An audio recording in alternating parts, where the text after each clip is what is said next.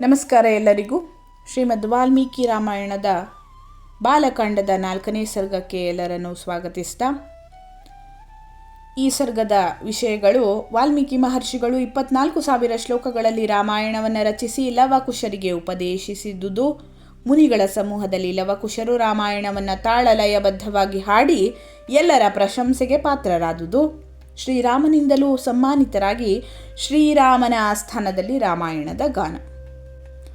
ಸಕಲ ಗುಣಾಭಿರಾಮನಾದ ಶ್ರೀರಾಮನಿಗೆ ಸಾಮ್ರಾಜ್ಯ ಪ್ರಾಪ್ತಿಯಾದ ಬಳಿಕ ಪೂಜ್ಯರಾದ ವಾಲ್ಮೀಕಿ ಮುನಿಗಳು ರಾಮನ ಇಡೀ ಚರಿತ್ರೆಯ ಆಧಾರದಲ್ಲಿ ವಿಚಿತ್ರವಾದ ಶಬ್ದಾಲಂಕಾರಗಳಿಂದ ಕೂಡಿದ ರಾಮಾಯಣ ಮಹಾಕಾವ್ಯವನ್ನು ರಚಿಸಿದರು.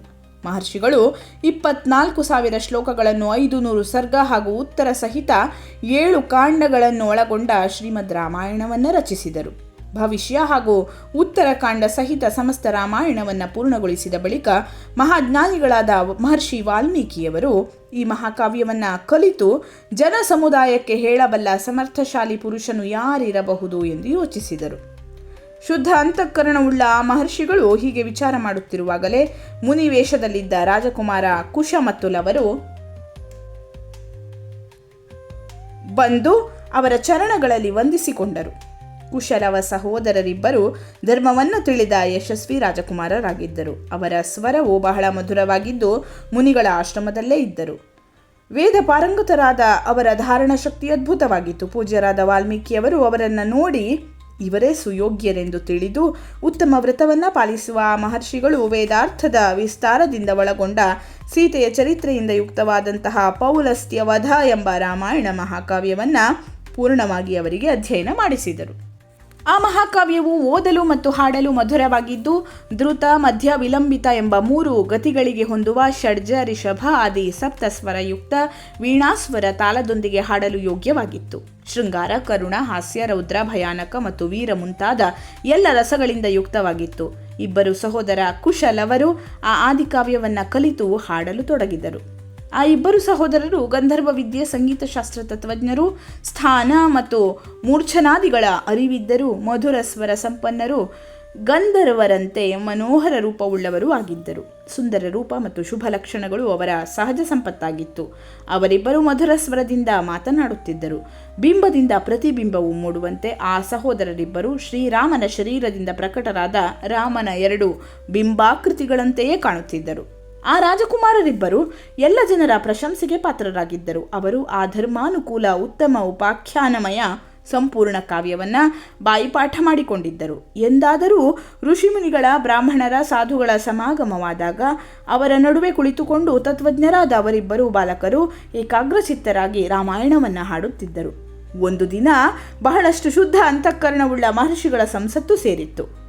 ಅವರಲ್ಲಿ ಮಹಾಭಾಗ್ಯಶಾಲಿಗಳು, ಶುಭ ಲಕ್ಷಣಗಳಿಂದ ಸುಶೋಭಿತರಾದ ಕುಶಲವರು ಉಪಸ್ಥಿತರಾಗಿದ್ದರು. ಅವರು ಆ ಸಭೆಯಲ್ಲಿ ಸೇರಿದ ಮಹಾತ್ಮರ ಮುಂದೆ ರಾಮಾಯಣ ಕಾವ್ಯವನ್ನು ಮಧುರವಾಗಿ ಹಾಡಿದರು. ಅದನ್ನು ಕೇಳಿ ಎಲ್ಲ ಮುನಿಗಳ ಕಣ್ಣುಗಳಿಂದ ಆನಂದಾಶ್ರುಗಳು ಸುರಿದವು.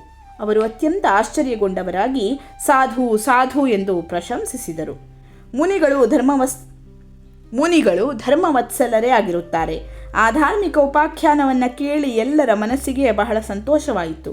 ರಾಮಾಯಣ ಕಥೆಯ ಗಾಯಕರಾದ ಕುಶಲವರು ಪ್ರಶಂಸೆಗೆ ಯೋಗ್ಯರೇ ಆಗಿದ್ದರು. ಮುನಿಗಳು ಈ ಪ್ರಕಾರ ಹೊಗಳತೊಡಗಿದರು. ಆಹಾ, ಈ ಬಾಲಕರ ಗಾಯನದಲ್ಲಿ ಎಷ್ಟು ಮಾಧುರ್ಯವಿದೆ! ಶ್ಲೋಕಗಳ ಮಾಧುರ್ಯವಂತೂ ಇನ್ನೂ ಅದ್ಭುತವಾಗಿದೆ. ಈ ಕಾವ್ಯದಲ್ಲಿ ವರ್ಣಿತವಾದ ಘಟನೆಗಳು ಬಹಳ ದಿನಗಳ ಹಿಂದೆಯೇ ನಡೆದು ಹೋಗಿದ್ದರು. ಈ ಸಭೆಯಲ್ಲಿ ಈ ಬಾಲಕರಿಬ್ಬರು ಒಟ್ಟಿಗೆ ಸುಂದರ ಭಾವ ಸ್ವರ ಸಂಪನ್ನ ರಾಗಯುಕ್ತ ಮಧುರವಾಗಿ ಹಾಡಿದಾಗ ಹಿಂದೆ ನಡೆದ ಘಟನೆಗಳು ಈಗಲೇ ನಡೆಯುತ್ತಿದೆಯೋ ಎಂಬಂತೆ ಕಣ್ಮುಂದೆ ಪ್ರತ್ಯಕ್ಷದಂತೆ ಕಂಡುಬರತೊಡಗಿದವು. ಹೀಗೆ ಉತ್ತಮ ತಪಸ್ಸಿನಿಂದ ಕೂಡಿದ ಮಹರ್ಷಿಗಳು ಇಬ್ಬರೂ ಕುಮಾರರನ್ನು ಪ್ರಶಂಸಿಸಿದರು. ಅವರು ಮುನಿಗಳಿಂದ ಪ್ರಶಂಸಿತರಾಗಿ ಅತ್ಯಂತ ಮಧುರ ರಾಗಗಳಿಂದ ರಾಮಾಯಣವನ್ನು ಗಾಯನ ಮಾಡುತ್ತಿದ್ದರು. ಅವರ ಗಾನದಿಂದ ಸಂತುಷ್ಟರಾದ ಯಾರೋ ಮುನಿಗಳು ಎದ್ದು ಅವರಿಗೆ ಉಡುಗೊರೆಯಾಗಿ ಒಂದು ಕಲಶವನ್ನು ಕೊಟ್ಟರು. ಇನ್ನೊಬ್ಬ ಮಹಾಯಶಸ್ವಿ ಮಹರ್ಷಿಯು ಸಂತೋಷಗೊಂಡು ಅವರಿಬ್ಬರಿಗೆ ನಾರು ಬಟ್ಟೆಯನ್ನು ಕೊಟ್ಟರು. ಯಾರೋ ಕೃಷ್ಣ ಮೃಗ ಚರ್ಮವನ್ನು ಕೊಟ್ಟರೆ ಮತ್ತೊಬ್ಬರು ಯಜ್ಞೋಪವೀತವನ್ನು ನೀಡಿದರು. ಒಬ್ಬರು ಕಮಂಡಲು ಕೊಟ್ಟರೆ ಮತ್ತೊಬ್ಬ ಮುನಿಯು ಮುಂಜಾಮೇಖಲೆಯನ್ನು ಕೊಟ್ಟರು. ಇನ್ನೊಬ್ಬರು ಆಸನ ಕೌಪೀನವಿತ್ತರೆ ಬೇರೆ ಮಹರ್ಷಿಯು ಸಂತೋಷಗೊಂಡು ಆ ಬಾಲಕರಿಬ್ಬರಿಗೆ ಕೊಡಲಿಯನ್ನು ನೀಡಿದರು. ಯಾರೋ ಕಾಷಾಯ ಬಟ್ಟೆ ಕೊಟ್ಟರೆ ಜಪಮಾಲೆ, ವಸ್ತ್ರ ಹೀಗೆ ಉಡುಗೊರೆಯಾಗಿ ಕೊಟ್ಟರು. ಯಾರೋ ಆನಂದಮಗ್ನರಾಗಿ ಜಟೆ ಕಟ್ಟಲು ದಾರ, ಇನ್ನೊಬ್ಬರು ಸಮಿಧೆ ಕಟ್ಟಲು ರಜ್ಜು, ಒಬ್ಬ ಮಹರ್ಷಿಯು ಯಜ್ಞ ಪಾತ್ರೆ ಕೊಟ್ಟರೆ ಮತ್ತೊಬ್ಬರು ಸೌದೆಗಳನ್ನು, ಇನ್ನೊಬ್ಬರು ಔದುಂಬರ ಮಣೆಯನ್ನು ಬಹುಮಾನ ರೂಪವಾಗಿ ಕೊಟ್ಟರು. ಕೆಲವರು ಆಶೀರ್ವದಿಸಿದರು. ಮಕ್ಕಳಿರ, ನಿಮಗಿಬ್ಬರಿಗೂ ಕಲ್ಯಾಣವಾಗಲಿ. ಬೇರೆ ಮಹರ್ಷಿಗಳು ದೀರ್ಘಾಯುಷ್ಮಂತೌ ಭವತಾಂ, ನಿಮಗೆ ದೀರ್ಘಾಯಸ್ಸು ಉಂಟಾಗಲಿ ಎಂದು ಆಶೀರ್ವದಿಸಿದರು. ಹೀಗೆ ಸತ್ಯವಾದಿಗಳಾದ ಮಹರ್ಷಿಗಳು ಅವರಿಗೆ ವರಗಳನ್ನು ಕೊಟ್ಟರು. ಮಹರ್ಷಿ ವಾಲ್ಮೀಕಿಗಳು ವರ್ಣಿಸಿದ ಈ ಆಶ್ಚರ್ಯಮಯವಾದ ಕಾವ್ಯವು ಮುಂದಿನ ಕವಿಗಳಿಗೆ ಶ್ರೇಷ್ಠ ಮೂಲಾಧಾರವಾಯಿತು.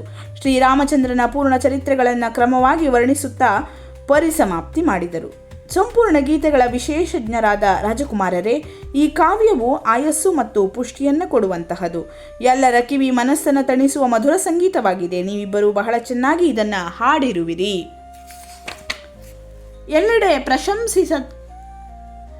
ಎಲ್ಲೆಡೆ ಪ್ರಶಂಸಿತರಾದ ರಾಜಕುಮಾರ ಲವಕುಶರು ಒಮ್ಮೆ ಅಯೋಧ್ಯೆಯ ರಾಜಬೀದಿಗಳಲ್ಲಿ ರಾಮಾಯಣದ ಶ್ಲೋಕಗಳನ್ನು ಹಾಡುತ್ತಾ ಹೋಗುತ್ತಿದ್ದರು. ಆಗ ಭರತಾಗ್ರಜ ಶ್ರೀರಾಮನ ದೃಷ್ಟಿ ಅವರ ಮೇಲೆ ಬಿತ್ತು.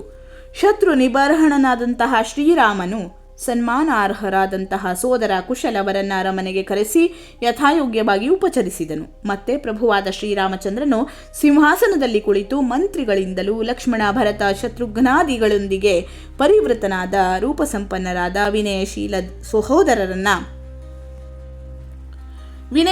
ಸಹೋದರರನ್ನ ನೋಡಿ ಭರತ ಶತ್ರುಘ್ನರಲ್ಲಿ ಈ ದೇವತೆಗಳಂತೆ ತೇಜಸ್ವಿಯಾದ ಈ ಕುಮಾರರು ವಿಚಿತ್ರಾರ್ಥ ಪದಗಳಿಂದ ಕೂಡಿರುವಂತಹ ಮಧುರ ಕಾವ್ಯವನ್ನು ಬಹಳ ಸುಂದರವಾಗಿ ಹಾಡುತ್ತಾರೆ. ನೀವೆಲ್ಲರೂ ಇದನ್ನು ಕೇಳಿರಿ.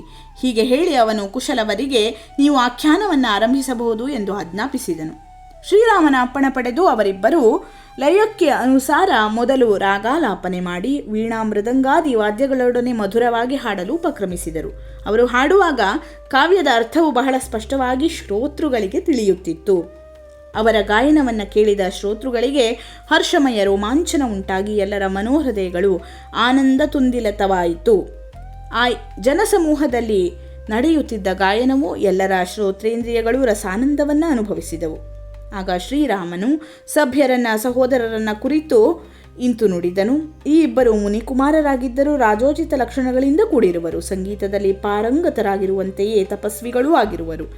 ಇವರು ಹಾಡುತ್ತಿದ್ದ ಪ್ರಬಂಧ ಕಾವ್ಯವು ಶಬ್ದಾರ್ಥ ಅಲಂಕಾರ ಉತ್ತಮ ಗುಣಯುಕ್ತವಾದ ಕಾರಣ ಅತ್ಯಂತ ಪ್ರಭಾವಶಾಲಿಯಾಗಿದೆ. ನನಗೂ ಕೂಡ ಅಭ್ಯುದಯಕಾರಕವಾಗಿದೆ ಎಂದು ವೃದ್ಧರು ಹೇಳುತ್ತಾರೆ. ಆದ್ದರಿಂದ ನೀವೆಲ್ಲರೂ ಗಮನವಿಟ್ಟು ಕೇಳಿರಿ. ಅನಂತರ ಶ್ರೀರಾಮನ ಅಪ್ಪಣೆಯಂತೆ ಆ ಇಬ್ಬರು ಸಹೋದರರು ಮಾರ್ಗ ಸಂಪ್ರದಾಯವನ್ನು ಅನುಸರಿಸಿ ರಾಮಾಯಣ ಗಾನವನ್ನು ಮಾಡಿದರು. ಸಭೆಯಲ್ಲಿ ಕುಳಿತ ಭಗವಾನ್ ಶ್ರೀರಾಮನೂ ಕೂಡ ನಿಧಾನವಾಗಿ ಅವರ ಗಾಯನವನ್ನು ಕೇಳುವುದರಲ್ಲಿ ತನ್ಮಯನಾದನು. ಇಲ್ಲಿಗೆ ವಾಲ್ಮೀಕಿ ವಿರಚಿತ ಆರ್ಷ ರಾಮಾಯಣ ಆದಿಕಾವ್ಯದ ಬಾಲಕಾಂಡದಲ್ಲಿ 4ನೇ ಸರ್ಗ ಪೂರ್ಣವಾಯಿತು. ಧನ್ಯವಾದಗಳು. ಲೋಕಾಃ ಸಮಸ್ತಾಃ ಸುಖಿನೋ ಭವಂತು.